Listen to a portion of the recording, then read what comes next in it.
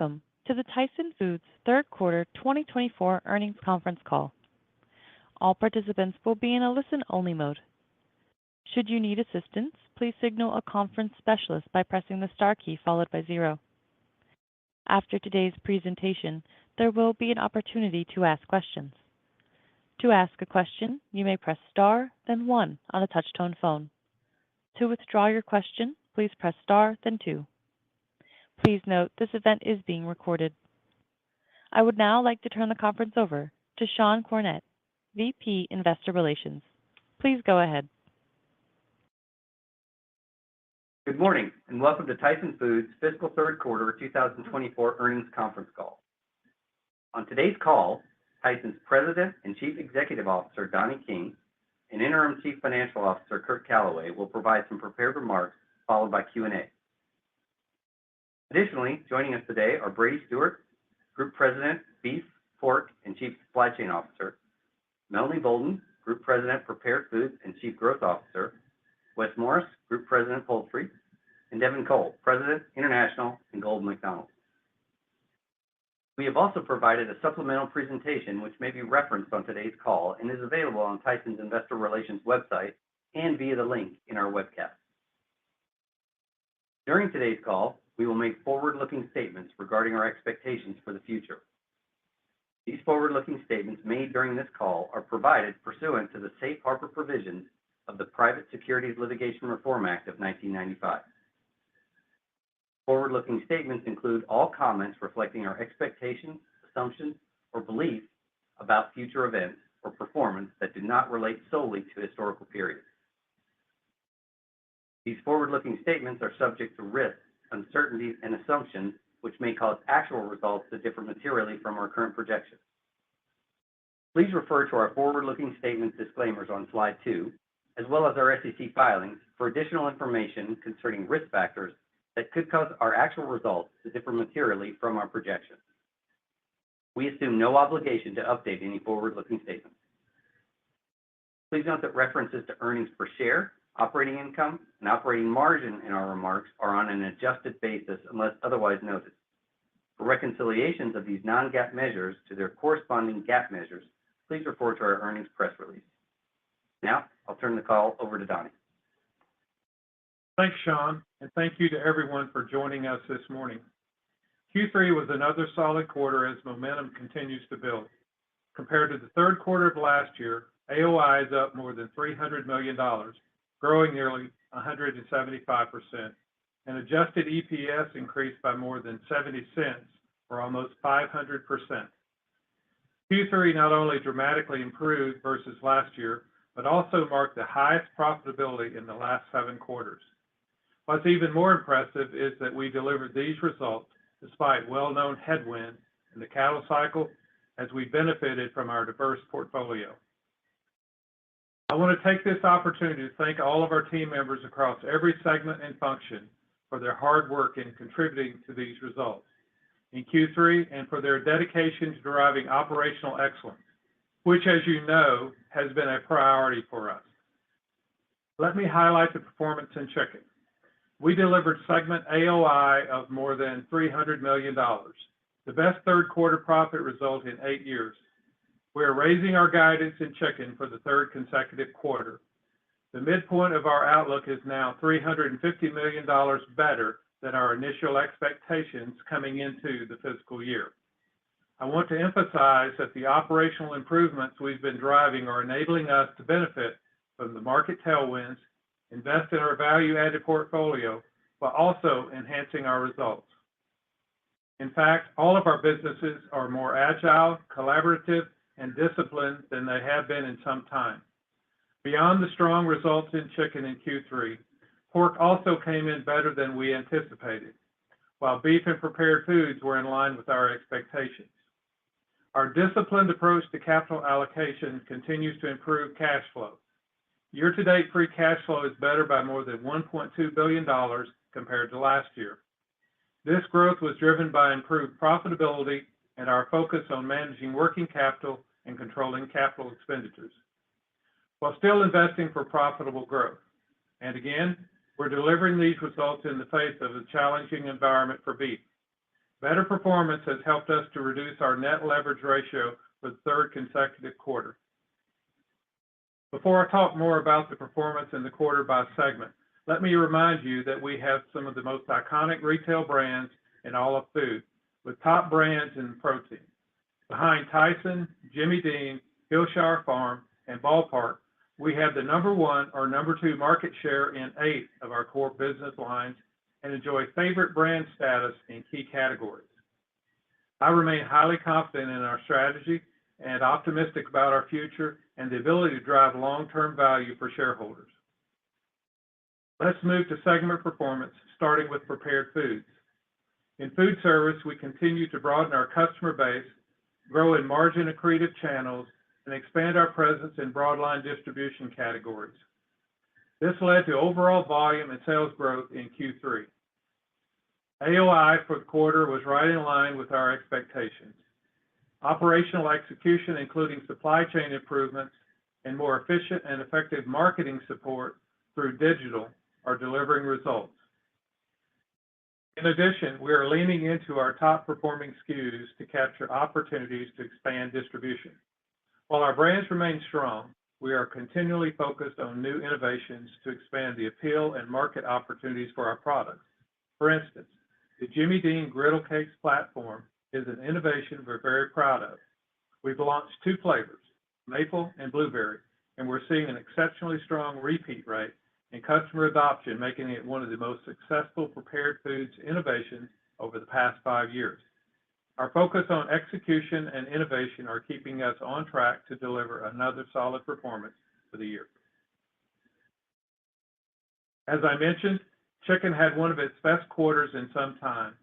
While we are clearly benefiting from better market conditions, including lower grain costs, our actions and focus on the fundamentals across all aspects of the value chain are also contributing to these strong results. Our live operations continue to improve with hatch rate and livability up year over year. We've generated efficiencies and improved utilization in our plants by optimizing our network. Our demand planning and customer service have also taken significant steps forward as we improve order fill rates and continue to build long-term partnerships with customers, all while reducing inventory. We've reinvested some of the proceeds from these improvements into the long-term growth of our value-added chicken business. For instance, we've accelerated the ramp-up of our Danville fully cooked facility and launched new products like Honey Bites and restaurant-quality wings. In summary, our focus on the basics has built a fundamentally stronger chicken business with an eye on the future. Moving to beef. As expected, elevated cattle costs continue to compress spreads in fiscal Q3. While pasture conditions have improved this year, clear signs of meaningful herd rebuilding have not emerged. We continue to be laser focused on the things we can control, such as labor utilization, yield, and mix management to meet consumer demand and customer needs as we manage through the challenges of the cattle cycle. Turning to pork. The overall health of the herd and the productivity of sows remains strong, driving an ample supply of lean hogs, combined with solid demand and the benefits of our improved operational execution. AOI increased noticeably versus last year. Now let me take a moment to reflect on who we are. Our purpose is to feed the world like family, where protein remains clearly at the center of the plate. In fact, protein is the largest category in the retail food and beverage sector, accounting for about 1/3 of sales in the U.S. We believe protein plays a central role in any healthy diet. This is why we see consumption growth is up 1.3% across beef, chicken, and pork in fiscal Q3 per Nielsen, and is also why we have protein as a foundational core. Our strategy encompasses our differentiated capabilities and scale and our diverse portfolio across channels, categories, and eating occasions. Our strategic pillars are supported by key enablers of operational excellence, customer and consumer obsession, along with data and digital. One key goal is building on our iconic brands to value up our core proteins. Today, Tyson, Jimmy Dean, and Hillshire Farm are 3 of the top 10 protein brands, with room to expand household penetration. Brands are our best opportunity to drive faster growth, higher margins, and stronger returns, and is the most effective way to generate long-term shareholder value. As I've emphasized all year, our priorities are centered on controlling the controllables, including cash management. Our cash flow performance this year demonstrates the success we've had on this front. We're also focused on operational excellence by continuously improving chicken, strengthening prepared foods, navigating beef through a difficult cattle cycle, and driving efficiencies in pork. We came into fiscal 24 with plans to deliver against these priorities. Our focus on being intentional and deliberate on executing those plans is delivering tangible results. With that, I'll turn the call over to Kurt to review our financial performance in more detail. Thanks, Donnie. Total company net sales of $13.35 billion in Q3 were up 1.6% year over year. The increase was led by beef, with contributions from pork and prepared foods, partially offset by declines in chicken and international. Adjusted operating income improved $312 million to nearly $500 million, driven primarily by another quarter of substantial increase in chicken profitability. Operational improvements and substantially higher AOI led to a 72-cent increase in adjusted EPS, which came in at 87 cents in Q3. As Donnie mentioned earlier, this is our best AOI margin, and adjusted EPS in the past 7 quarters. Now let's review our segment results, starting with prepared foods. In prepared foods, Q3 revenue grew 2.1% versus last year, driven by volume growth in food service. As we expected, AOI in Q3 was down modestly. Higher raw material costs were partially offset by lower MAP spend versus an elevated level last year, and the benefits of operational efficiencies and top-line growth. Moving to chicken. Sales in Q3 declined 3.2%, primarily due to the pass-through of lower input costs and pricing. While volume is roughly flat year over year as we continue to better align supply with customer demand, it was up approximately 2% from Q3 of fiscal 22. AOI increased $370 million versus last year to $307 million. Lower input costs, net of pass-through pricing, along with the benefits of the strategic actions we have taken and the efficiencies the business has driven across our operations, drove the growth in AOI. We also experienced favorable year-over-year derivative impacts of $63 million, primarily related to a $65 million net derivative loss in Q3 last year. In beef, revenue was up 5.8% year-over-year in the quarter, primarily due to the volume impact of higher average carcass weights, with pricing increasing 1.4%. While revenue increased, AOI decreased, primarily reflecting compressed spreads as expected, which more than offset our continued progress on operational efficiencies. Moving to pork, Q3 revenue increased a net 10.4%, driven by higher price per pound, reflecting healthy global demand. AOI also increased $92 million year over year, benefiting from improved spreads and better operational execution. Shifting to our financial position and capital allocation. Our commitment to disciplined capital allocation remains unchanged. Our priorities are to maintain financial strength, invest in the business, and return cash to shareholders, all while maintaining our investment-grade credit rating. Cash flow from operations remains strong, with year-to-date approaching $2 billion, highlighting improved profitability and working capital management. Operating cash flows was more than double our CapEx, which came in at $884 million year-to-date. CapEx in Q3 of $263 million declined sequentially for the 6th consecutive quarter, reflecting our focus on controlling capital deployment while continuing to invest for profitable growth. Year-to-date free cash flow of $1.1 billion is more than 2.5 times better than the previous 2 fiscal years combined over the same period. We ended Q3 with $4.8 billion of liquidity. Improving profits and strong cash management are also benefiting our net leverage, which declined sequentially again, coming in at 3 times in Q3, more than a full turn lower than where we exited fiscal 23. We continue focusing on returning net leverage to our long-term target of at or below 2x net debt to adjusted EBITDA. We entered fiscal 24 with a plan of applying our controlling the controllables approach to enhance free cash flow generation.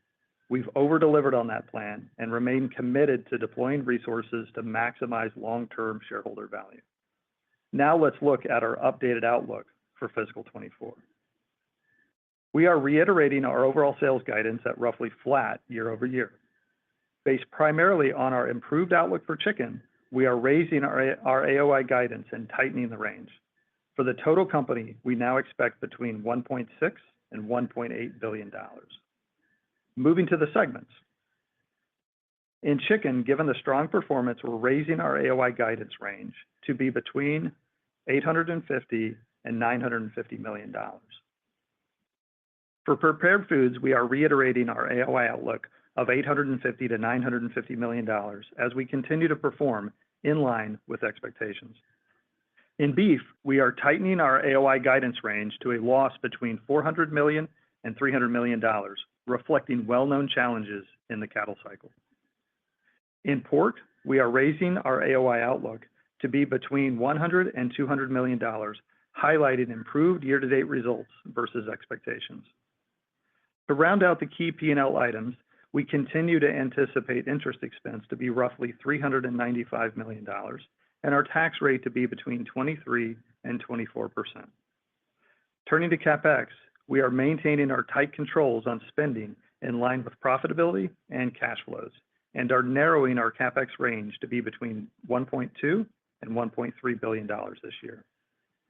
Before I turn the call back over to Donnie, I want to emphasize that our multi-protein, multi-channel strategy is enabling us to raise the midpoint of our full-year AOI guidance by $100 million. Now, I'll hand it over to Donnie to wrap up before we move to Q&A. Thanks, Kurt. Before we get to your questions, I want to express my deep gratitude to our incredible team members.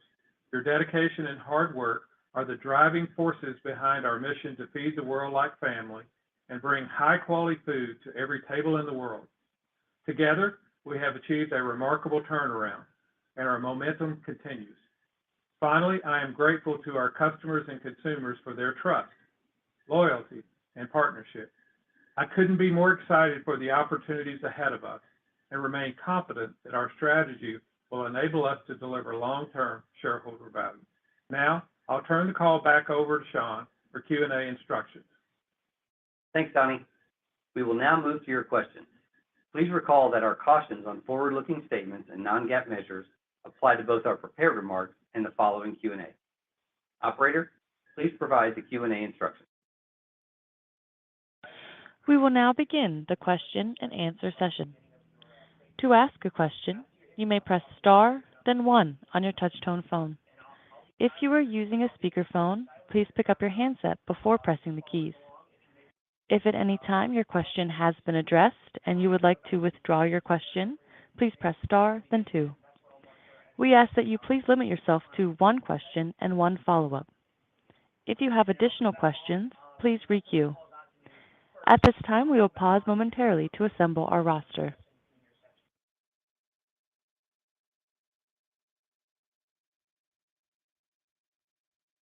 The first question comes from Ken Goldman with JP Morgan.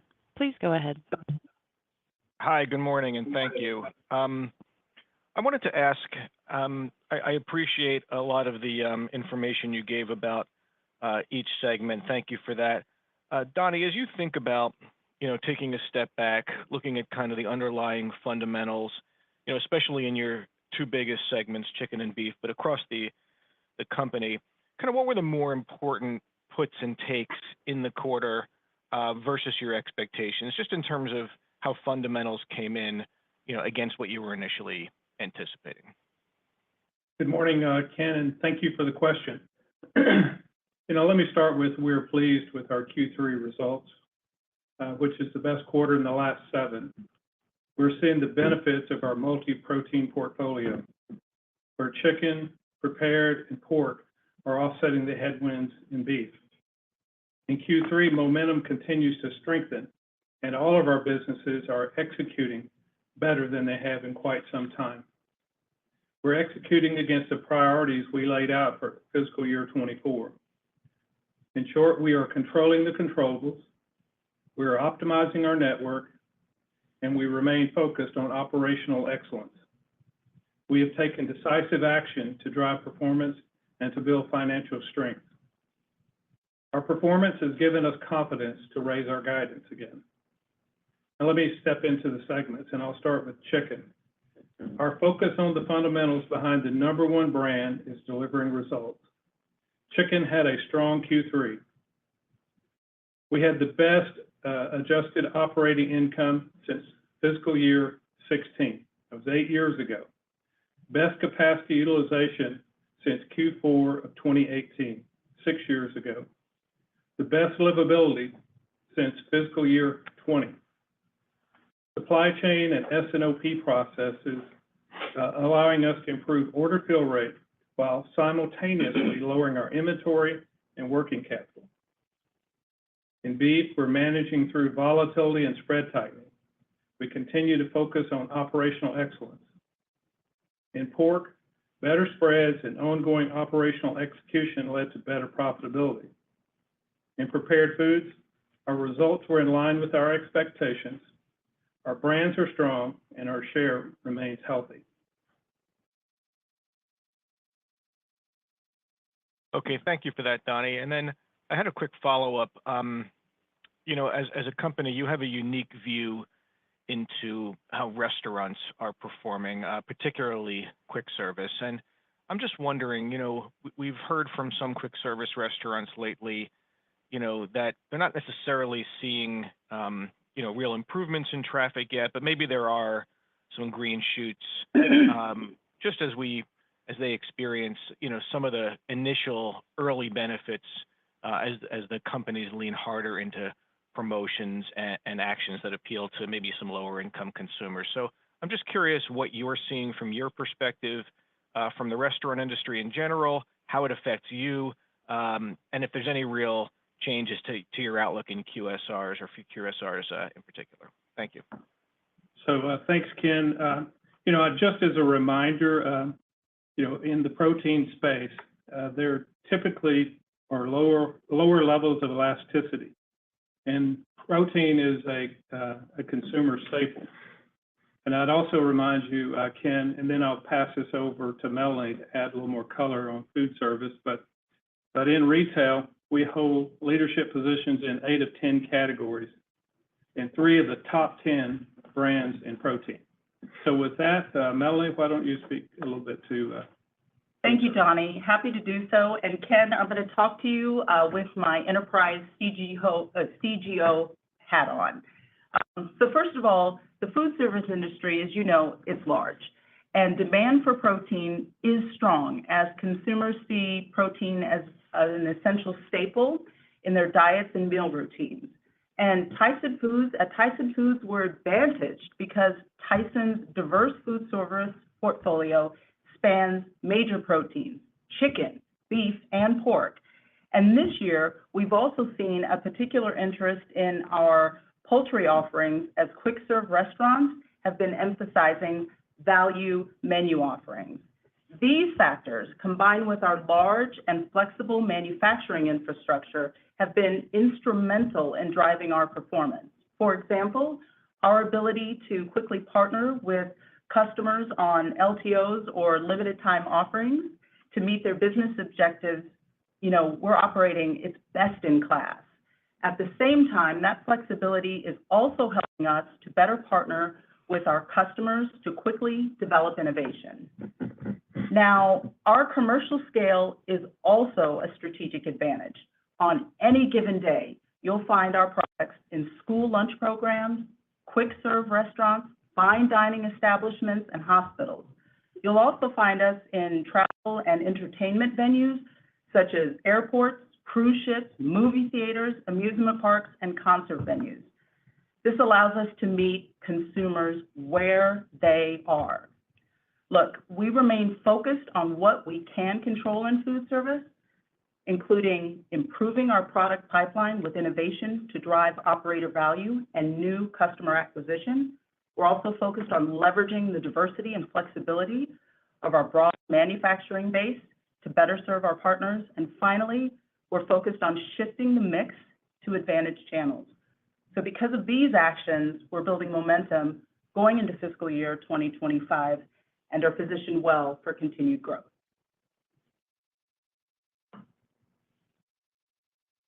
The next question comes from Adam Samuelson with Goldman Sachs. Please go ahead. Yes, thank you. Good morning, everyone. Morning, Adam. Morning. I was hoping to dig into the results in chicken a bit more and really parse some of the drivers of operating margin improvement between the lower grain costs, which I believe, at least on a gross basis in the Q, were quantified at $305 million, versus some of the underlying cost and mix actions that you've been undertaking, and how should we think about that progressing? There's obviously an implication in the guidance for 4Q, but help us think about what's embedded in the fourth quarter guidance from a net grain cost tailwind would be helpful. Thank you. So Ken, thank you for the question. Let me start by saying I'm going to take this opportunity to pass this question over to our Chief Architect in Poultry, Wes Morris. He's been the person responsible, he and his team, for the chicken turnaround that we have seen. So, Wes? Yeah, thanks, Donnie. Overall, I'd say I'm very pleased with the improvement in our cost fundamentals, and we're well poised for growth. Nothing's really changed. The big three areas that we've talked about the last few quarters around our live plant and S&OP. Our live results continue to improve. Our hatch was up 360 basis points versus a year ago, just short of 83. Our livability improved 50 points to 93.71 in a pretty tough grow-out environment. And then our Cobb 500 on the MX male, and then a very deliberate focus on our live fundamentals are paying big dividends. The network changes that are paying off. Our capacity utilization, as Donnie said, continues to improve sequentially. And we still have room to grow. And then our S&OP process continues to add value. Service was up 100 basis points on order fill while reducing our working capital around $260 million. We have a really highly functioning demand planning and supply planning team, and our total poultry group is engaged in that area. Now we invested some of that operational improvements back into the business. As you know, we have the #1 share in retail and food service, and we're focused on investing there. So our Danville fully cooked plant is well started up. That location is about a year ahead of schedule from what we originally anticipated. We've got a strong innovation pipeline. We've invested in quality and consumer promotions, and so I think our range is good. We've raised our guidance to $850 to $950. Yeah, historically, Q1 and 3 is our best quarters, with 2 and 4 being a little softer, and then the ongoing investments. So I feel well balanced at the midpoint. Okay, that's helpful. And then if I could just ask a follow-up on beef. And Donnie, you alluded to in the prepared remarks no obvious signs of herd rebuilding. Just as we think about the implication of that over the next couple of years, with just fewer cattle that are still going to be not coming to market, how do we think about in your own capacity utilization and industry capacity utilization in the sector, and kind of if you reach a breaking point there that we might have to see some capacity rationalization? Well, thanks, Adam, for the question. And I'll just start with saying this. It's going to be very challenging to continue to really forecast the outcomes relative to this beef cycle. Every beef cycle has some differences embedded within it. And one of the key indicators relative to the cycle is drought and monitoring drought in specific areas. So as you alluded to, we haven't seen really any notable retention to date. We've seen some differences relative to specific regions, and I would say that correlates really well relative to what those specific regions have from a climate and drought perspective. So when you definitely really evaluate As we move forward, what we do know is we're not expecting any incremental supply here in the short term, which is consistent with these beef cycles. However, we're really focused on what we can control. And the highlights for our beef team have been decreased cost year over year relative to our manufacturing, and our efficiencies have improved in our assets. We continue to see improvements in our yields in our plants. We're doing a better job of balancing our supply and demand of cattle to beef and what our consumers and customers are demanding as well. So when you parlay all of those things together, we'll continue to manage what we can control and focus on really indications in the future on this rebuild. So if I could add one thing to that, thank you, Brady. Our asset base is, we're well invested, and we are capable of running with the very best in the industry. I remind you, Adam and others, that the benefits of our multi-protein portfolio, which is driving our momentum, with the strength in chicken and prepared foods and pork, and we see that offsetting challenges in beef. We see that continuing for the balance of the year. The next question comes from Andrew Strelzik with BMO. Please go ahead. Hey, good morning. Thanks for taking the questions. Andrew. Hey. So my first question, on the chicken business, you're certainly seeing very strong improvements. But my question is about opportunities for, I guess, further improvement from here. And where I'm coming from is, the margins were in the lower end of what typically is your normal range, despite those internal improvements, the seasonality benefits in the quarter, the strong external environment. So can you maybe reflect on where the business is versus where it needs to be longer term and the path to more sustainably getting into that kind of normal chicken margin range? Yeah, this is Wes. I would say that we continue to focus on the fundamentals. We got a little different business mix and business volatility than some of the commodity players, as we don't sell a lot of outside raw materials where price is immediate. We've got several pricing models. Some are grain-based, and so as grain has come off, we pass that on to the customers, and that's fair. And then we have a high percentage of packaged goods. And so, we're going to stay focused on stabilization of earnings over time, strong relationships with key customers, and sustainable value creation. So, regardless of what markets are doing, I expect us to deliver best-in-class results over time and stay focused on the controllables. Okay, that's helpful. And then on beef, I guess the guidance implies for the fourth quarter, bigger losses. And so I guess just directionally, and I appreciate your comments on the difficulties with forecasting this part of the beef cycle here. I guess, is there any way that you want us to think about directionally 25 versus 24, what the implications are for the fourth quarter into next year? And then when you talk about controlling the controllables in beef, what are some of those, key controllables that you're most focused on, or the levers that you can pull from here? Thank you. Sure. Andrew, let me just say this, in terms of 25 outlook, it's a little bit early for us. We'll be happy to discuss that at length in Q4. So look forward to that.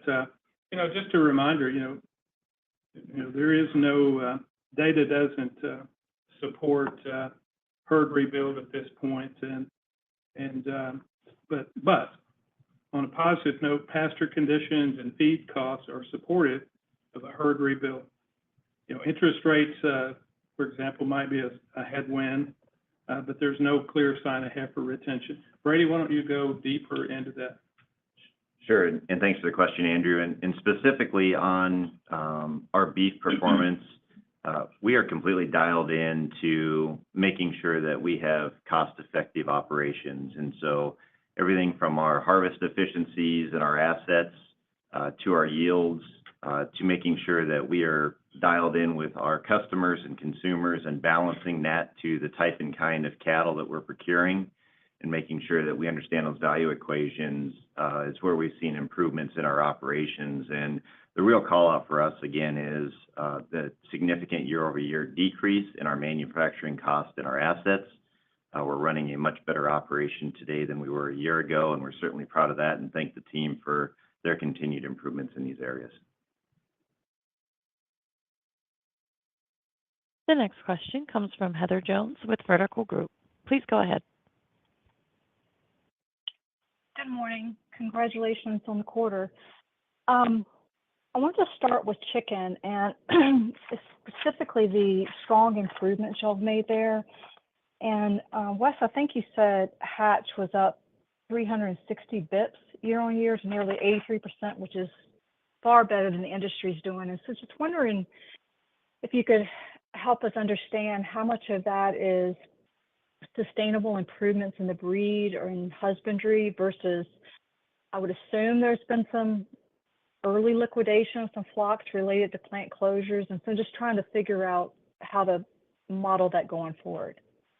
Yeah, sure, Heather. Thank you for the question. You know, we see the USDA data, and no question the industry egg sets and weights are well up, but the birds simply aren't making it to the plant. And so our genetics and strategic focus are just the opposite. I did say our hatch is up 360 basis points. I do believe it is sustainable. I think we've got the right programs in place. We're seeing intense focus on the execution. Our grower partners are buying into the performance, and our livability is up 50 points, even in a tough grow-out environment. So we're obviously outperforming in live.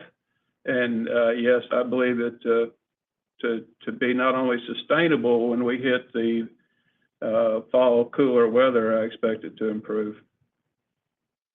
Okay, thank you for that.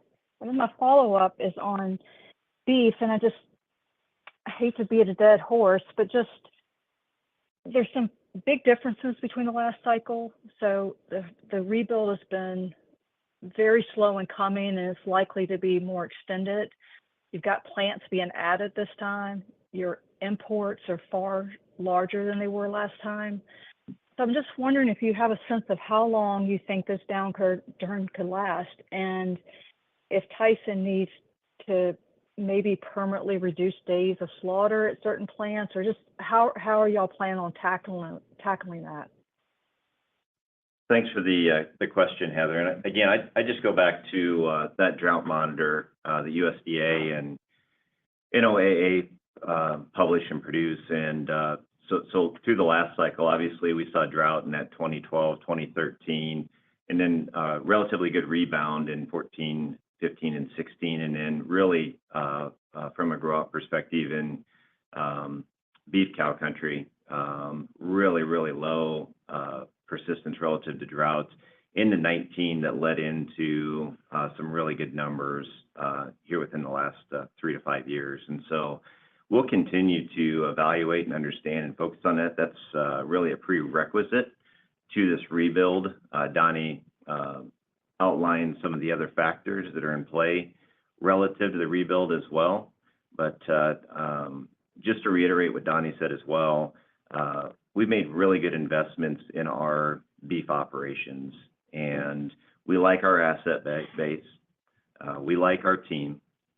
We like the supply partnerships we have, both on the cattle supply and the partnerships we have with our customers as well, and really have laid out a variety of range of outcomes and understanding where this cycle will really go and when, most importantly, and I'll continue to evaluate that as we move forward. And if I could, I would add this to Brady's comments. Once again, Heather, the benefits of our multi-protein portfolio and the momentum and the strength which we have there, where chicken, prepared foods, pork, and even our international business offsetting those, this cattle cycle that we're in. So we've been able to do that, did that well in Q3, and I would expect that for the balance of the year. And we think we will have a good overall fiscal '25. It's too early to talk about that in great detail, but we're very optimistic about '25. The next question comes from Michael Lavery with Piper Sandler. Please go ahead. Thank you. Good morning. Morning. Just wanted to come back to prepared foods. You'd said the volume growth was driven by food service, but overall price was pretty flat. I'm just trying to get a sense of the promotional environment, and maybe if you could give us a little split between food service and retail, how they looked, and just what sort of price expectations you have going forward. Are you seeing? We're hearing from a lot of companies that consumers are kind of balking at some of the prices. Are you having to promote a little bit more? Can you just give us kind of a finger on the pulse of where the consumer is these days? Yeah, so thanks, Michael. Let me give you first an overview of our Q3 performance, and then I'll dive a little bit deeper into kind of the promotional environment that we're seeing. So overall, our prepared foods third quarter performance is, as you know, was in line with our expectations, and we're pleased with the results as we delivered both volume and sales growth. But as you know, we made a number of investments in our plants to add new capacity and capabilities. That's important to remember, as our profit was roughly flat to year ago when you adjust for the incremental expenses associated with the ramp up of those additions. Also important to note is that our results were accomplished despite lapping a period of higher merchandising levels and lower input costs.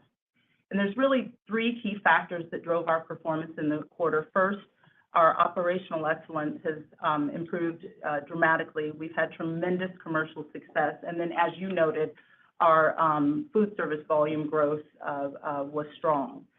Now, as I think about our promotional environment, please know that our teams closely monitor in-market pricing dynamics, elasticities, and promotional performance at a granular level. We have a disciplined approach to pricing and promotions, and we make changes to our strategies as the consumer landscape evolves. Now, this doesn't mean that we're just reactive. The strength of our brands, our customer relationships, our data-driven consumer insights, and our leadership position across multiple categories affords us the opportunity to act fast when the marketplace changes. And now, pricing and promotion, they're a couple of the key levers, but we're also focused on ensuring that our items are in the right package and in the right channel to meet consumers' needs. I would say it's also important, to remember what Donnie highlighted, that protein, which consumers see as an essential staple, enjoy lower elasticities than other food categories. Therefore, we believe consumers will continue to prioritize protein. I'd point to all these factors as the reason that Tyson's retail volume grew in the quarter. Okay, great. Thank you so much. Thank you. The next question comes from Ben Theurer with Barclays. Please go ahead. Yeah, good morning, Donnie, Kurt. Thanks for taking the question.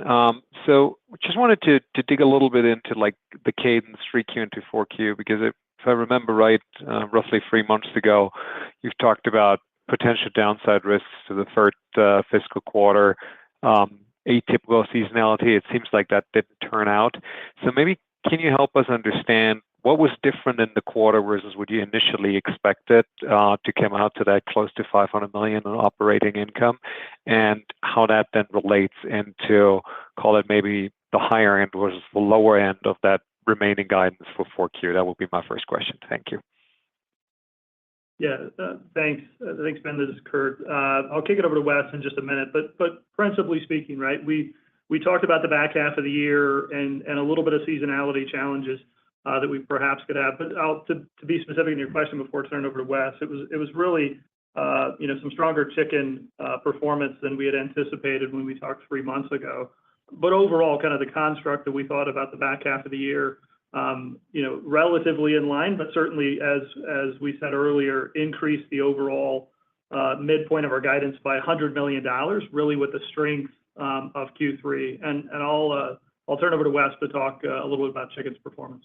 Yeah, I'll take a big part of that change, and it's pretty simple. Our poultry team's improving faster than I expected or that we modeled in a lot of different areas, like live, for instance, that we just talked about, or our supply demand planning group. And so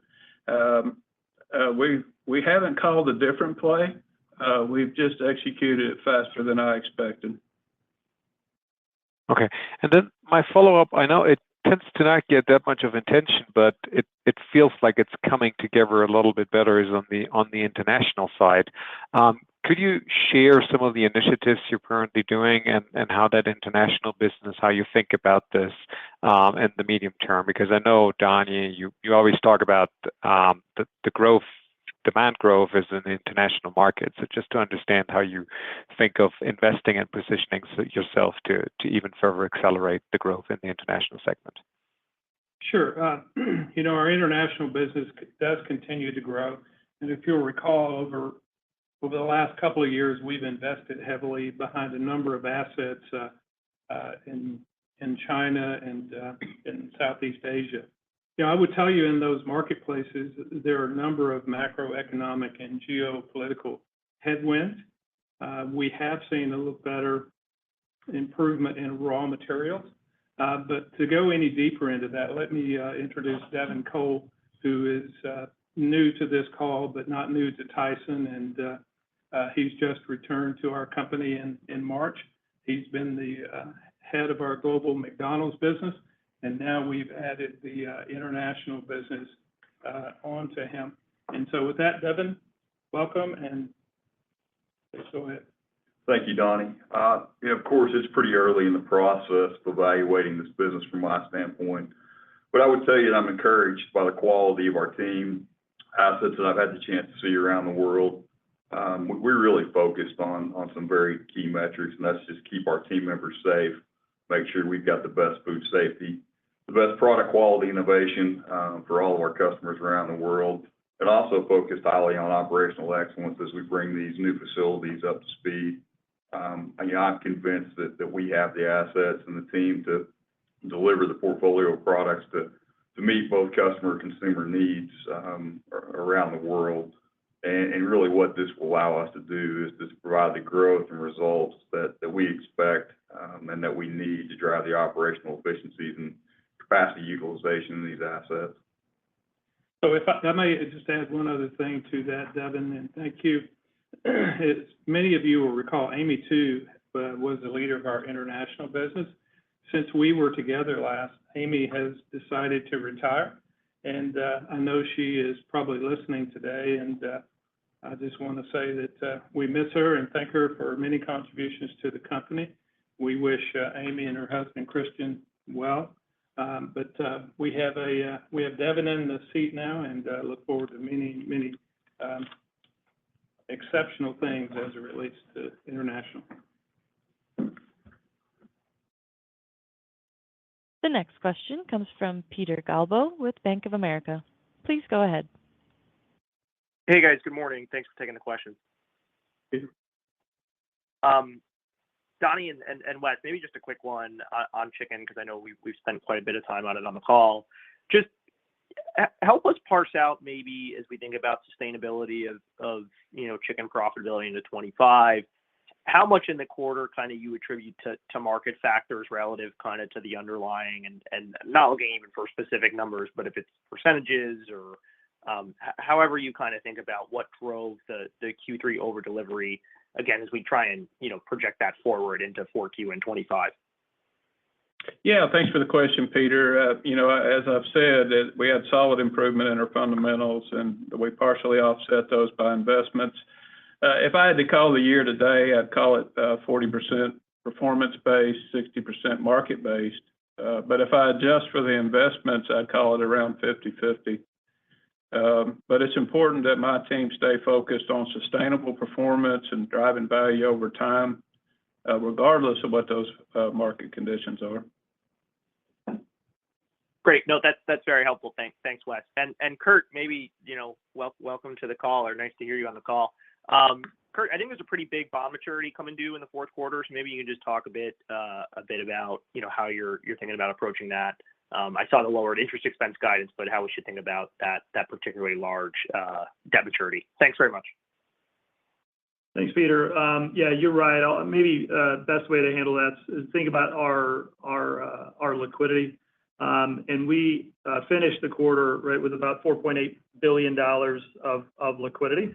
And that was partially driven by a bond offering that we did earlier this year to effectively pre-fund that, if you will. So yeah, the bond maturity is coming up here in August of $1.25 billion. And we'll look to pay that off this month. The next question comes from Alexia Howard from Bernstein. Please go ahead. Good morning, everyone.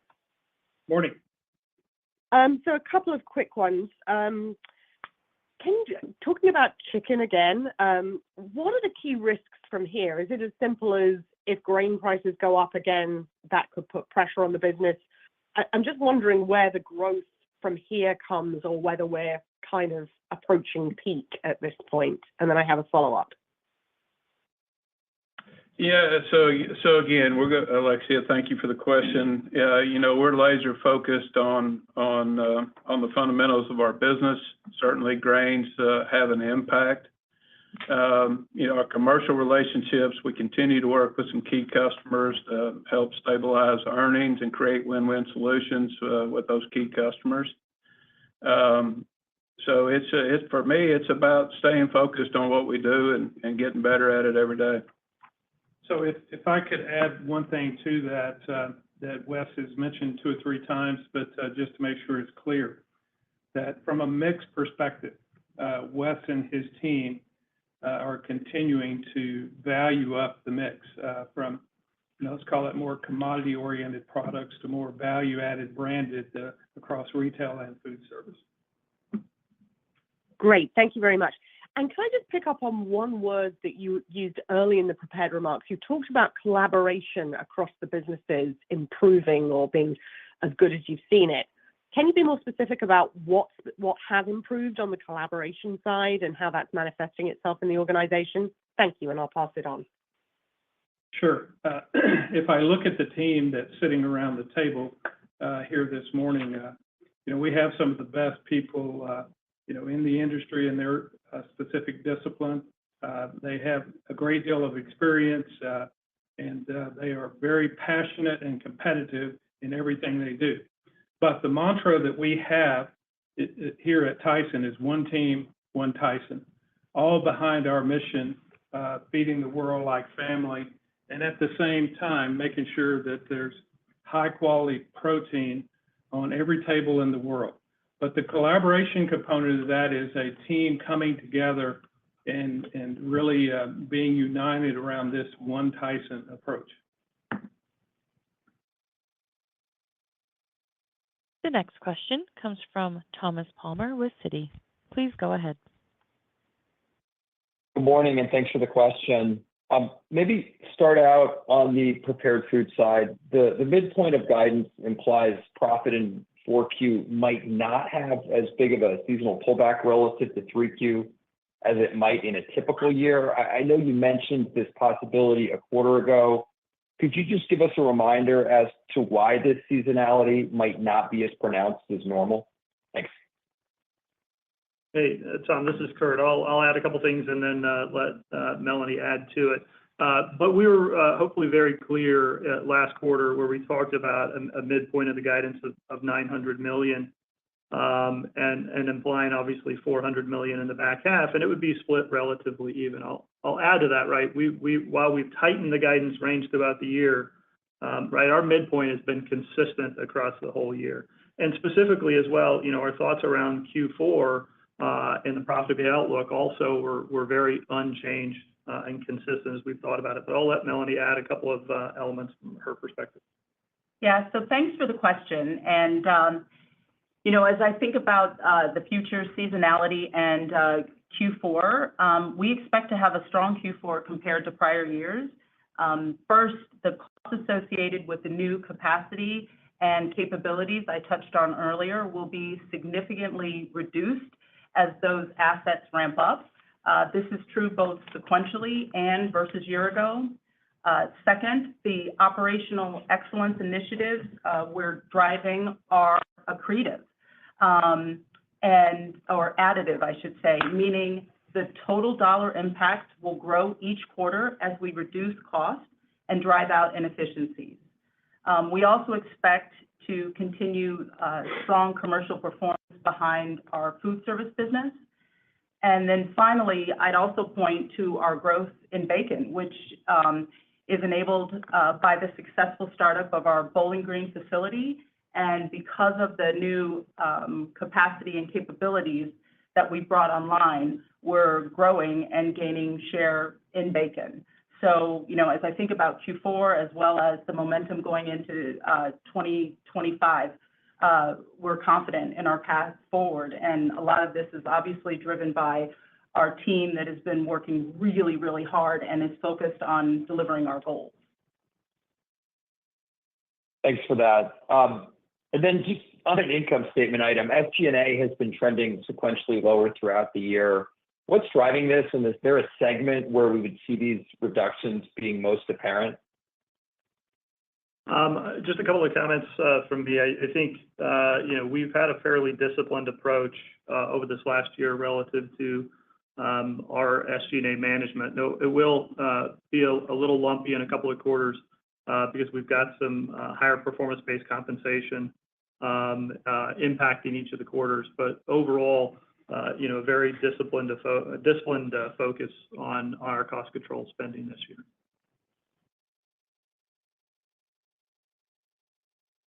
This concludes our question and answer session. I would like to turn the conference back over to Donnie King for any closing remarks.